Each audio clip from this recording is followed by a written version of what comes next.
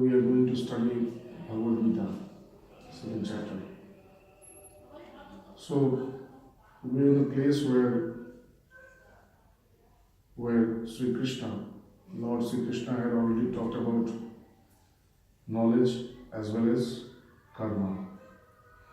In the second chapter itself, he has given the inception of knowledge as well as the inception of karma yoga. The two very prominent yogas that has been discussed in the Bhagavad Gita. That is karma yoga as well as jnana yoga. So after hearing the discourses on karma and jnana, that is knowledge, a question came to Arjuna's mind, and he is asking his question. Arjuna Vacha Sthita Pragyasya Ka Bhasha. That is, when Krishna was talking about knowledge, what is knowledge? Knowledge means the knowledge of my existence, the knowledge of my identity, the knowledge of my true nature or real nature. So what is that knowledge? The knowledge is this, that I am not the body, I am not this name or form, neither am the mind or intellect or ego. I am the self, I am consciousness. I am consciousness absolute. I am the self, I am existence. And when he was talking about this, he had described that one whose intellect is steadfast in this knowledge. Like in the previous verses, he have talked about yogastha kuru karmani. That is, whenever you are doing any karma, you have to do by remaining in the yoga. So how can you remain in the yoga while you perform your duties? It is only possible for a person whose intellect or his mind is completely fixed in the knowledge. So, this question came to Arjuna's mind, that Sthita Pragyasya Ka Bhasha. Who are the people? Or what is called being steadfast in the knowledge? What do you mean by this? What do you mean by being steadfast in the knowledge? Sthita Pragya. There is one whose mind, whose intellect is always fixed in knowledge. Knowledge of the Brahman, knowledge of the self. So Arjuna is asking, Sthita Pragyasya Ka Bhasha. That is, what is the definition of one who is fixed in this knowledge? Samadhista Keshava. And what is called Samadhi? Like we know our mind. We see our mind. This mind has 5 different stages. The first stage is called Shipta. That is perturbed, pervaded. Pervaded where? Pervaded in the outer world. Our mind is always pervaded in the outer world, and that is why it's called Shikta. It's not in our control. It's not in our control, and it is not within us. Most of the mind is always scattered outside. Scattered. So that state is called Shikta. Then Big Shikta. The second stage is called Vikshipta, means when my mind is scattered in this world, it goes and gets attached to everything that it meets in the external world. And when it meets the objects of the external world, it gets transformed into those objects. My mind, which is consciousness, mind is called Vibrating consciousness means it is consciousness. It is consciousness in the form of vibrating, in the state of vibration.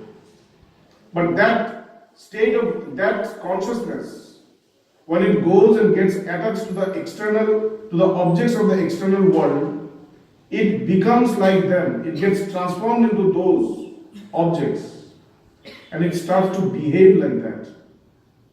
So consciousness starts to behave like matter. So that state where I cannot identify myself at all, because a part of me is within me, but the most of my mind is outside, scattered. So when I identify myself, I do not identify myself as the self or this person. I identify myself as this person who is one with everything which is matter in the external world. So this state is called Vikshipta. So mind also, the next state of mind is called Vikshipta. So what happens? What happens when consciousness becomes matter? What happens? It loses its intelligence. It loses its property. So when we lose our intelligence, what happens? We become stupid. We become a fool. We become a lunatic. So the third state of mind is mudha. That is, we become a fool. So a person who is in this world, who is dwelling in this world, goes through these three stages of mind: Shipta, Vikshipta, and Mudha. And thus, these are the person whom we call worldly person. But they all dwell in this only in these three states. When we come to the Guru, when we come to the Master, after we have suffered, after we have suffered a lot, and we come to the Master for respite. When we come to the Master teaches us to concentrate in one object. And thus he teaches us to chant or to meditate. What is this chanting or meditation? This chanting and meditation is just an exercise to concentrate in a point. In one point. What happens when we concentrate on a point? Our concentration increases. This concentration is called consciousness, is also consciousness. So when my concentration increases in the state of meditation or in the state of chanting, what is happening is that the level of consciousness within me is increasing. It's increasing. So this state, the fourth state, is called ekagra, that is concentrated.